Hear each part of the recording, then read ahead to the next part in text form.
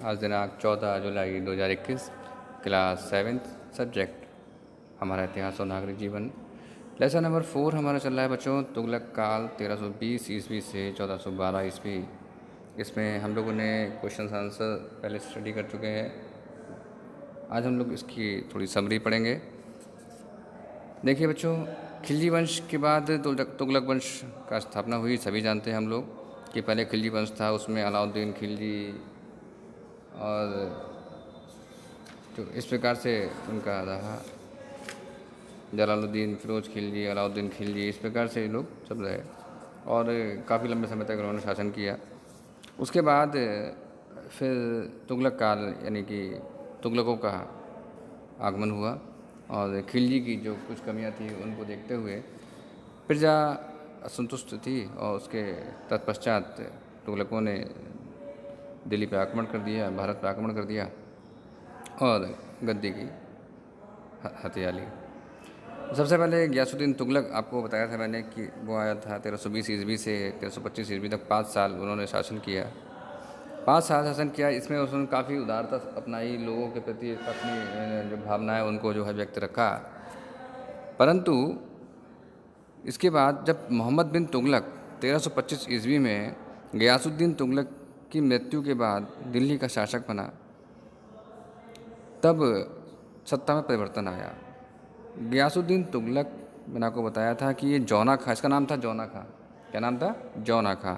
ये जौना खां मोहम्मद बिन तुगलक के नाम से, मोहम्मद बिन तुगलक, ये बहुत फेमस नाम रहा इसका, मोहम्मद बिन तुगलक के नाम से सुल्तान बना था। स्टार्ट इसने किया था 1325 ईस्वी में। जैसे ही जो है गियासुद्दीन तुगलक की डेथ हुई, वैसे ही जो है ये शासन पे बैठ गया। उसके बाद आपने देखा कि इसके शासनकाल में बहुत कुछ परिवर्तन हुए। एक इब्न बतूता नामक जो है व्यक्ति जो था, वो मोरक्को से यात्रा पे आया था भारत, और उसने भारत यात्रा का वर्णन भी किया था बहुत अच्छी तरीके से देहला नामक पुस्तक में। तो भारत में क्या क्या चीज़ें घट रही थी, किस प्रकार की जो है शासन चल रहा था, प्रजा किस प्रकार से रह रही थी, उन सब बातों को उसने अपनी किताब में जो है प्रोत्साहित किया, उसमें लिखा। उसके बाद मोहम्मद तुगलक ने कुछ योजनाएं करी, जो योजनाएं, सारी योजनाएं ना कह के बहुत सारी योजनाएं फेल हो गई। कुछ चीज़ें तो देखिए पुरानी चलती आ रही है, मरम्मत उम्मत कराना, ये सब चीज़ें तो चलती आ रही थी, लेकिन कुछ योजनाएं फेल हो गई। फेल कैसे हो गई कि सही तरीके से लागू करोगे तब तो जो है योजना सही रहेगी। जब व्यक्ति को चाहिए था तब तो दिया नहीं, और जब दिया तब से चाहिए नहीं था, तो उसी में योजना जो हो गई वो फेल हो गई। तो इसमें इन्होंने दो आब कर में वृद्धि कर दी।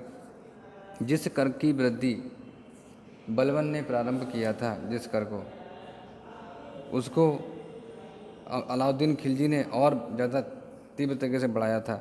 शहना, बताया था मैंने आपको, शहना एक अधिकारी नियुक्त किया था कर वसूलने के लिए, उसे गियासुद्दीन तुगलक ने बंद कर दिया था।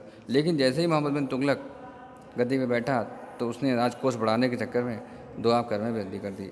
और जैसे ही वृद्धि करी तो क्या हुआ, प्रजा खौल उठी, प्रजा को पसंद नहीं आया। अब प्रजा ने विरोध शुरू कर दिया। किसानों ने किसानी छोड़ दी और जंगलों में जाके छुप गए। जब जंगलों में जाकर छुप गए, तब उनको मारना पकड़ पकड़ के और ये सब चीज़ें शुरू हो गई थी। बहुत ज़्यादा अत्याचार हो गए थे। राजधानी परिवर्तन की इसकी एक योजना थी। तो राजधानी परिवर्तन किया, भाई दिल्ली शासन करेंगे तो दिल्ली के क्षेत्र के आसपास के क्षेत्र ही उसके अधीनस्थ हो सकते हैं। दूरगामी क्षेत्र जो है मालाबार है, जो है आपका दक्षिण क्षेत्र है, और आपका तमिलनाडु, केरल, इन सब पे शासन करना मुश्किल हो गया था। तो फिर उसने क्या करा, जो है राजधानी को दूसरी राजधानी परिवर्तन, यानी राजधानी परिवर्तन करने की सोची। एक राजधानी और बनाने की सोची, जिसका नाम उसने दौलताबाद पहले रखा। दिल्ली के लोग शासन करने के लिए या दिल्ली के व्यापारी व्यापार करने के लिए जो है दौलताबाद तक आते थे, लेकिन फिर वो वहाँ का हवा पानी, भाई बोल चाल अलग है, वहाँ की भाषा अलग है, कहीं तेलुगु बोली जाती है, कन्नड़ बोली जाती है, मलयालम बोली जाती है, और दिल्ली की तरफ क्या होती है, खड़ी बोली है, हिंदी है, तो पंजाबी, इस टाइप की भाषा, तो भाषाओं का मेल नहीं हो पाया। अब भारत में तो हर कोस पे भाषा बदलती है, तो ये भाषा का जो है मेल ना होने के कारण बड़ा समस्या रही। उसके बाद रहन सहन भी अलग था। भाई जो मुस्लिम लोग थे उनका रहन सहन अलग था, और इधर के जो लोग थे हिंदू लोग, उनका रहन सहन अलग था। तो उसमें भी बड़ा समस्या थी। खान पान में बहुत समस्या थी। वहाँ का खाना अलग था और उनके रहन सहन का खाना, जलवायु परिवर्तन था बहुत। तो वहाँ के लोगों को ये जलवायु, ये सब चीज़ें रास नहीं आई, तो दिल्ली वापस चले गए, राजधानी को परिवर्तन को कैंसिल करना पड़ गया, जिससे जो है सही एक आशा नहीं मिल पाई लोगों को।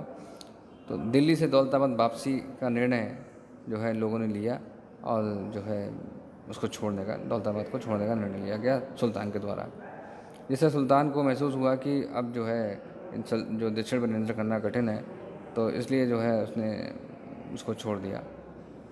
सांकेतिक मुद्रा भी इन्होंने चलाई, आपने देखा कि सांकेतिक मुद्रा का प्रचलन रहा, ठीक है। जिस समय सुल्तान ने सांकेतिक मुद्रा की प्रचलन की योजना बनाई, उस समय विश्व में चांदी उत्पादन की काफ़ी कमी, उस वक्त भी देखो समस्या, हर वक्त समस्या, समझे।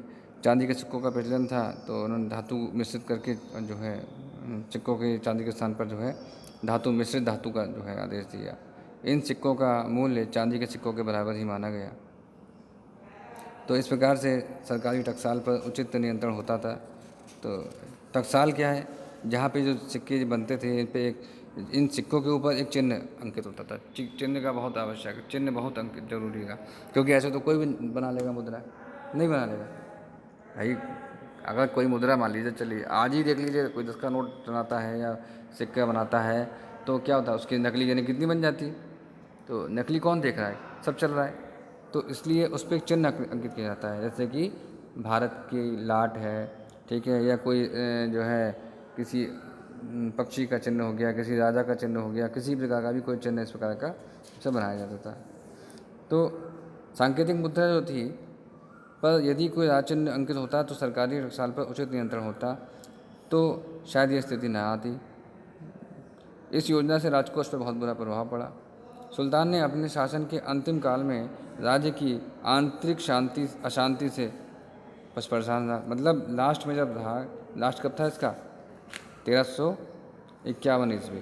1351 ईस्वी में जब इसका लास्ट हो रहा था, तभी बहुत समस्या इसको रह गई कि भाई बहुत अंदर चल रहा है, अंदर खाने और अशांति चल रही है। उत्तर व दक्षिण दोनों भागों में विद्रोह शुरू हो गया।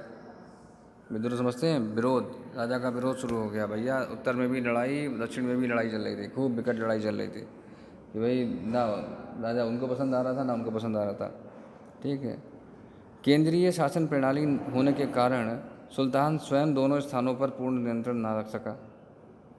केंद्रीय प्रणाली तो थी, लेकिन सत्ता केवल क्या थी? शासन करने की थी। तो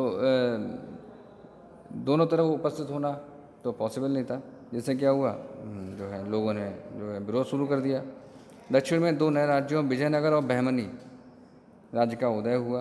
पूर्व में बंगाल स्वतंत्र हो गया।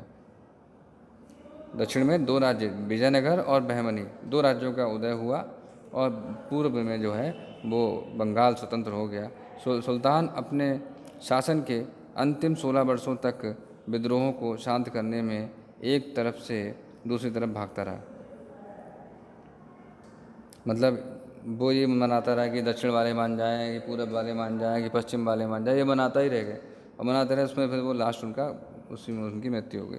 भागते रहे। सिंध में विद्रोह के समय मोहम्मद बिन तुगलक बीमार पड़ा, और जो पूर्व में इनकी मृत्यु हुई है, तो दक्षिण इनके कंट्रोल में नहीं था, उत्तर में संभाल नहीं पा रहे थे, पूरब हाथ से निकल गया, और पश्चिम में मृत्यु हो गई। सिंध में विद्रोह के समय मोहम्मद बिन तुगलक बीमार पड़ा, 1351 ईस्वी में उसकी मृत्यु हो गई। तो इस प्रकार से इनकी जो योजनाएं थी, सारी योजनाएं असफल रहीं, किसी योजना में इनको लाभ नहीं मिला। तो ये बड़ा ख़राब स्थिति रही। देखिए, तो हम लोगों ने इनके कुछ क्वेश्चन भी आंसर भी किए थे। तुगलक वंश की स्थापना किसने की थी? और तो इसमें मोहम्मद बिन तुगलक को ही माना जाता है। दिल्ली गयासुद्दीन की मृत्यु के बाद दिल्ली का सुल्तान कौन बना? तो मोहम्मद बिन तुगलक, ठीक है। उसके बाद है मोहम्मद तुगलक के शासनकाल के अंतिम काल में भारत के किन दो राज्यों का स्थापना हुई? तो आपका बहमनी और विजयनगर, या विजयनगर और बहमनी। मोहम्मद तुगलक ने राजधानी परिवर्तन की योजना क्यों बनाई? तो शासन करना चाहता था, शासन प्रणाली समझ में नहीं आ रही थी, तो इसलिए सुदूर क्षेत्र के जो थे, दक्षिण क्षेत्र, तो उस पर शासन करने के लिए उसने राजधानी परिवर्तन की योजना बनाई थी। और फिरोज तुगलक ने जो है प्रजा हित के लिए कौन कौन से कार्य किए? तो फिरोज शाह तुगलक जो जब आएंगे तब उस पर हम चर्चा करेंगे। वैसे हमने किए भी हैं कि उन्होंने बहुत सारे काम किए, बहुत बढ़िया बढ़िया चीज़ें करी हैं, नहरें बनवाई हैं, और बहुत सारे इन्होंने बहुत अच्छी अच्छी चीज़ें करवाई हैं, मैं आपको चर्चा में करा भी था। तो बेरोज़गारों को नौकरी और सब चीज़ें, रोज़गार कार्यालय की स्थापना, ये सब चीज़ें बहुत अच्छी करी थी। तो मैंने इनकी तारीफ़ भी की थी कि हाँ, जो फ़िरोज़ शाह तुगलक थे इन्होंने जो है बहुत अच्छे अच्छे कार्य किए। तो इसको आप लोग आज केवल आप लोग वीडियो ही देखिएगा, कोई आज वर्क नहीं है। ठीक है, थैंक यू सो मच।